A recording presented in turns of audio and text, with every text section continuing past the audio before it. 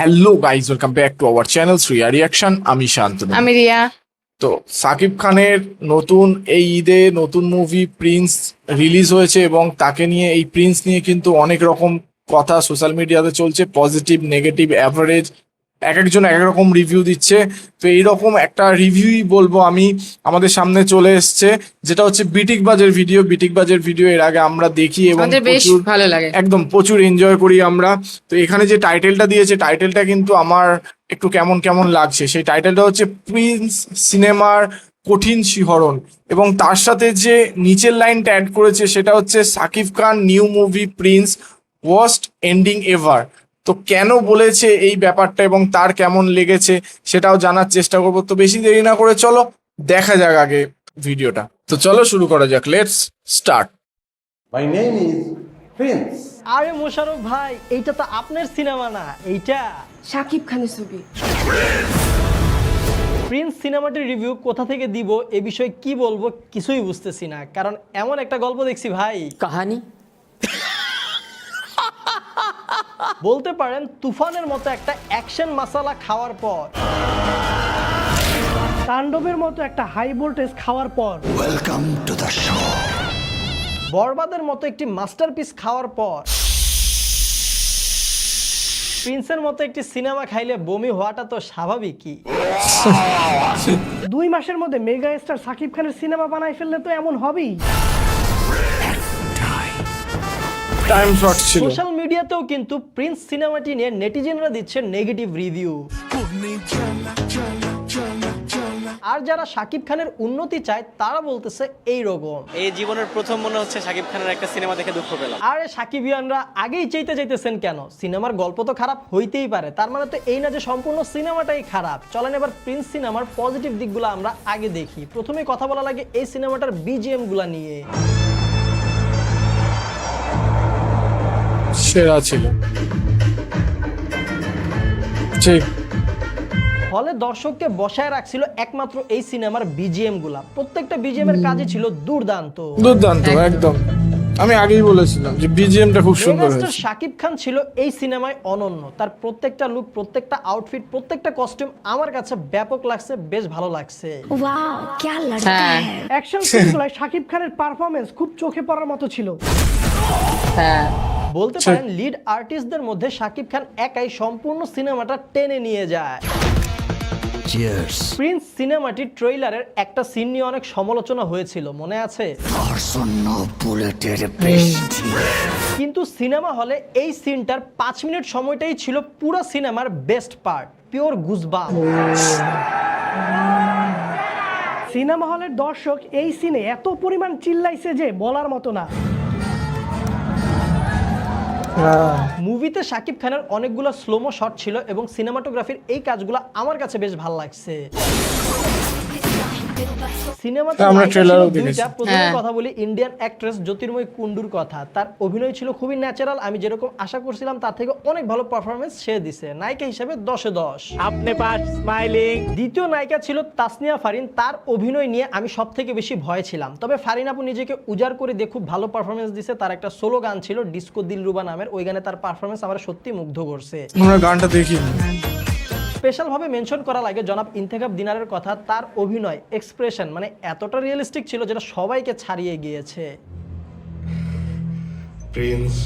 এবার কথা বলা যাক প্রিন্স সিনেমাটির ভিএফএক্স এর কাজ নিয়ে, যেটা নিয়ে ট্রেইলারে হয়েছিল সব থেকে বেশি সমালোচনা। ঠিক। ট্রেইলারের এই জায়গাটায় ভিএফএক্স এর কাজ অসমাপ্ত থাকলেও সিনেমার মধ্যে কিন্তু এই জায়গায় ভিএফএক্সটা ঠিকঠাক করে দেওয়া হয়।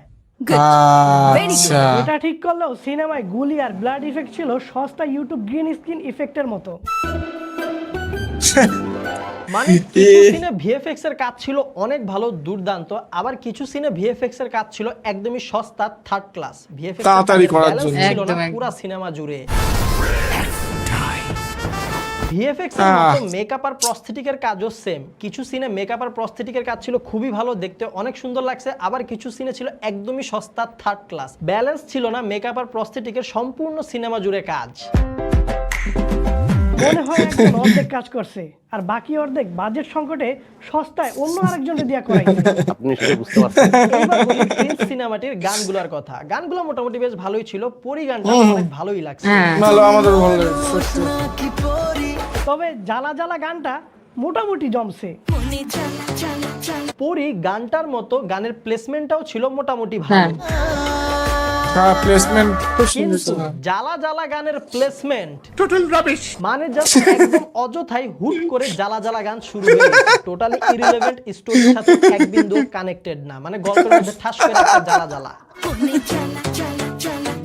এটা সেরা। ধরেন আমি আপনাদেরকে প্রিন্স সিনেমাটির রিভিউ দিচ্ছি, এখন এই ভিডিওতে আমি যদি এখন 2 মাস আগে হিরো আলম কি জন্য জেলে গেছে সেইটা আপনাদেরকে বলে নিশ্চয়ই আপনাদের ভালো লাগবে। না, একদম। সিনেমায় জ্বালা জ্বালা গানটা ছিল এরকম একটা পার্ট। এইবার কথা বলা লেভেলের চেটে দিয়েছে। গ্রেডিং নিয়ে। মূলত প্রিন্স সিনেমার যে গল্প, সেই গল্পের মাধ্যমে 1980 বা 90 দশকের সময়কালটা ফুটায় তুলতে চাইছে, বাট কালার গ্রেডিং এর মাধ্যমে সেটা ভাইসটা দিতে পারে নাই। আমার শত্রুর সাথে যে ধান্দা করবে শুধু কালারই না, সিনেমার গল্প হচ্ছে 1980-90 সালের, কিন্তু সিনেমায় যে জিনিসগুলো দেখানো হয়েছে সবকিছুই 2026 সালে।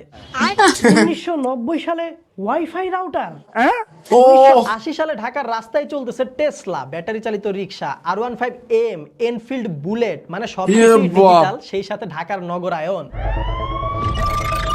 এবার 3টা দিকের কথা বলবো, যেই 3টা দিক থেকে প্রিন্স সিনেমাটিকে নষ্ট করা হয়েছে বা গলা টিপে মারা হয়েছে। প্রথমে বলা লাগে এই সিনেমাটার চিত্রনাট্যের কথা। যিনি চিত্রনাট্য করছেন, মানে আমাদের যে নায়িকা জ্যোতির্ময় কুণ্ডু, তার ক্যারেক্টারটা, তার অভিনয় ভাই দুর্দান্ত ছিল, সে খুব ভালো পারফরমেন্স দিছে, বাট তার ক্যারেক্টারটা করতেছে লুলামি, ক্রিঞ্জ অ্যাক্টিভিটি, লেম কাজ কাম। আমি বদলে গেছি।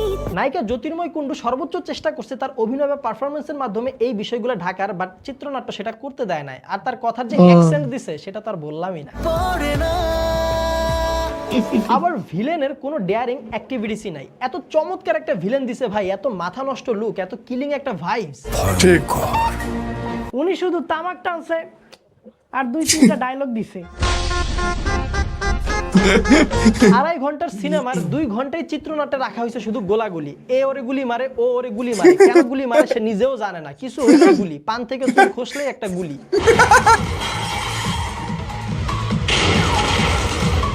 দ্বিতীয় দিকে বলা লাগে সিনেমার গল্প, মানে কি গল্প দেখলাম। তবে সিনেমার ফার্স্ট হাফটা কিন্তু বেশ ভালোই ছিল, স্টোরি বিল্ড আপ হইতেছিল, একটা প্লট থেকে অন্য প্লটে যাইতেছিল, বেশ এনজয় করতেছিলাম।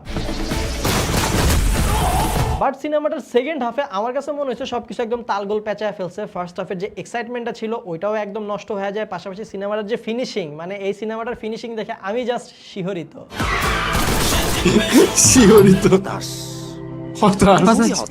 সেকেন্ড হাফে দেখা যায় যে এসএফ এর সদস্যরা একবার শাকিব খানের কাছে আসে, মাইর খাই চলে যায়, আবার আসে, মাইর খাই চলে যায়, এভাবেই 3 থেকে 4 বার করে একই সাইকেল রিপিট হইতেছিল।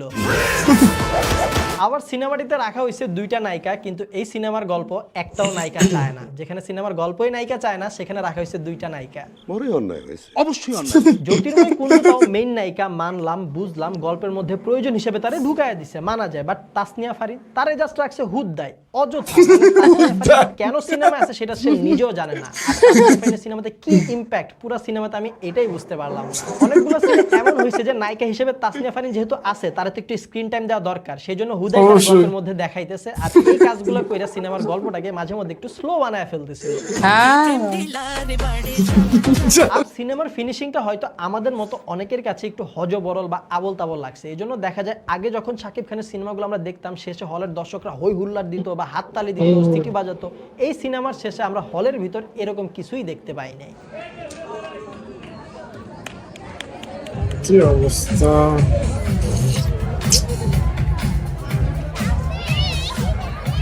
সব চুপচাপ পালাচ্ছে।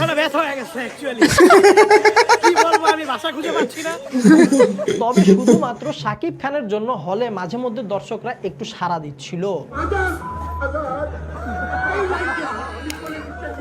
3 নম্বর পার্টে বলা লাগে এই সিনেমাটার ডিরেক্টরের কথা। এটাই শাকিব খানের সাথে তার প্রথম সিনেমা এবং হয়তো শেষ সিনেমা।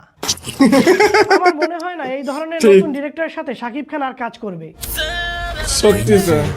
প্রিন্স সিনেমাটি দেখে আমি হাড়ে হাড়ে টের পাইলাম সিনেমার মধ্যে শুধুমাত্র এক গাদা স্টার কাস্ট থাকলেই হয় না ভাই, ডিরেক্টরের মেকিং, ডিরেক্টরের ক্রিয়েটিভিটিও থাকতে হয়। ঠিক। সবশেষে বলবো আমার একটা আক্ষেপ, না ভাই সিনেমা নিয়ে আর কোনো আক্ষেপ নাই, যা আক্ষেপ ছিল সব আপনাদের কাছে বলেই দিছি। এবার বলবো সিনেমা হল নিয়ে একটা আক্ষেপ। আচ্ছা সিনেপ্লেক্সের প্রিন্স সিনেমার কোনো শো ছাড়ে নাই, হয়তো ইন্টারনাল কোনো ঝামেলা, ডিস্ট্রিবিউটরের সাথে হল মালিকের সমস্যা থাকতেই পারে, তাই সিনেপ্লেক্সে প্রিন্স চলতেছে না। তাই আমরা চলে গেলাম ব্লকবাস্টারে সিনেমা দেখার জন্য, বাট যা দেখি 550 টাকার রেগুলার টিকিট সব হাউসফুল। শুধুমাত্র ভিআইপি টিকিট আছে রয়্যাল ক্লাবের 800 টাকা করে। কোনো উপায় না দেখে আমরা 4টা টিকিট কাটলাম 3200 টাকা দিয়ে। ভাবলাম যেহেতু ভিআইপি হলে ঢুকতেছি আমরা, নিশ্চয়ই একটা ভালো সিট থাকবে হলের ভিতরে, একটু সোফা টাইপের রিল্যাক্সিং, গরম টরম হবে, সেই আশা নিয়ে ঢুকলাম হলের ভিতরে। কিন্তু হলের ভিতর ঢুকে দেখি হলের চেয়ারের অবস্থা সিনেপ্লেক্সের 400 টাকার চেয়ারের অবস্থার মতোই। এটা 800 টাকার টিকিট, এটা 800 টাকার সিট। কি বলবো, না একটু পার্থক্য আছে। আচ্ছা। এই যে চেয়ারে হালকা একটু হেলান দেওয়া যায়। এইটার জন্য 400 টাকা বেশি। শুধুমাত্র ভিআইপি নাম ব্যবহার করেই 400 টাকার টিকিট হয়ে গেছে 800 টাকা ব্লকবাস্টারে। রেগুলার সিনেমা দেখা আমি, তাই এই দুঃখ বা হতাশা কই রাখবো, কারে বোঝাবো সেটাই বুঝতে পারলাম না। জীবনে এই ধরনের কাজ আর করবো না। So guys that's all today. আশা করছি ভিডিওটা আপনাদের কাছে ভালো লেগেছে এবং আপনাদের কাছে একটা অনেস্ট রিভিউ তুলে ধরার চেষ্টা করছি। এতে অনেক সাকিবিয়ানরা মন খারাপ করতে পারেন, বাট যেটা জেনুইন বিষয়, সাকিব খান এখন যে ফর্মে আছে তার যে একটা 2.0 এরা চলতেছে, তো এইটা যদি উনি ধরে রাখতে চায় অবশ্যই ওনাকে আগে যে কাজগুলো করছে সেটা থেকে আরো বেটার কোয়ালিটির কাজ করতে হবে। কারণ আমরা বরবাদ, তুফান, তাণ্ডব এই স্কেলের সিনেমা দেখে অভ্যস্ত হয়ে গিয়েছে এবং এখন এই জায়গায় এসে এরপরে যদি প্রিন্সের মতো একটু লো ক্যাটাগরির সিনেমা চলে আসে, তাহলে এটা দর্শক হিসেবে বলেন, ভক্ত হিসেবে বলেন, সাকিবিয়ান হিসেবে বলেন, আমাদের সবার জন্য কিন্তু দুঃখজনক এবং হতাশাজনক। সো ভিডিওটা বেশি ভালো লাগলে আপনাদের মন থেকে, আপনাদের ভালোবাসা থেকে ভিডিওতে লাইক কমেন্ট শেয়ার করে দিন। আর প্রথমবার দেখে থাকলে এখন চ্যানেলটা সাবস্ক্রাইব করুন, না শুধু সাবস্ক্রাইব করলে হবে না, সাথে কিন্তু অবশ্যই অবশ্যই অবশ্যই পাশের ঘন্টাটাও বাজিয়ে দিবেন। দেখা হবে আপনার সাথে পরবর্তী ভিডিওতে। Till then stay well, stay awesome, bye. সত্যি অনেস্ট রিভিউ দিয়েছে, যতদূর রিভিউটা শুনে বুঝলাম ডিটেইলসে অনেস্ট রিভিউ দিয়েছে।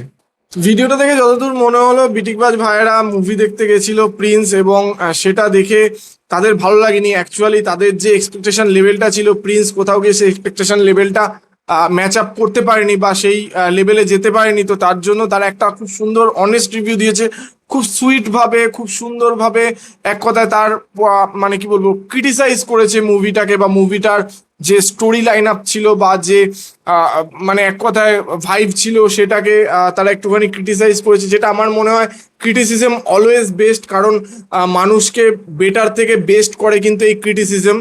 তো এটা অলওয়েজ, আমি একজন সাকিবিয়ান হিসাবে অলওয়েজ ওয়েলকাম, কারণ আমি মুভিটা দেখিনি, আগেও বললাম, তাদের মুখ থেকে যতটা শুনলাম তাতে সেই লেভেলের হয়নি। কারণ অ্যাকচুয়ালি সাকিব খানের তার 100% দিয়েছে, কিন্তু যেহেতু এই মুভিটা প্রচুর কম টাইমের মধ্যে বানানো হয়েছে, তার জন্য আমার মনে হচ্ছে যেটা সবাই বলছে ফার্স্ট হাফ অসাম, বাট তারপরের যে সেকেন্ড হাফটা মানে একদম জবা খিচুড়ি ব্যাপার হয়ে গেছে সব কিছুতে।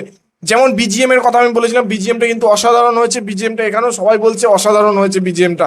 এবং স্টোরি লাইন আপ, যেটা story line up first half খুব সুন্দর ছিল, ক্যারেক্টার বিল্ড আপ করেছে খুব, মানে একটা সুন্দরভাবে একটা প্লটে চলছিল গান মানে স্টোরিটা, তারপরে গিয়ে একেবারে মানে সেকেন্ড হাফ থেকে জবা খিচুড়ি হওয়া শুরু হয়েছে। অ্যাকচুয়ালি ব্যাপারটা এরকম হয়ে গেছে, এর আগে তুফান বলো, বরবাদ বলো, তাণ্ডব বলো, একটা সেই লেভেলের টপ নচ একটা পারফরমেন্স দেয়া এবং টপ নচ একটা মানে কি বলবো মুভি এসছে, একটা লেভেলের মুভি এসছে। তারপরে প্রিন্স সেই লেভেলটাকে কিন্তু ম্যাচ করাতে পারেনি, আমরা যেটা রিভিউ দেখে বুঝলাম।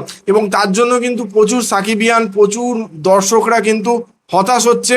তো এই জিনিসটা আমার মনে হয় মেগাস্টার সাকিব খানের মানে নেক্সট টাইম অবশ্যই তিনি দেখবেন, আশা রাখছি আমরা একজন দর্শক হিসাবে। বাট এটা এখানে অনেক স্টারকাস্ট ছিল, তারা মানুষের এক্সপেকটেশন লেভেলটাও সেই জন্য হাই ছিল একদম।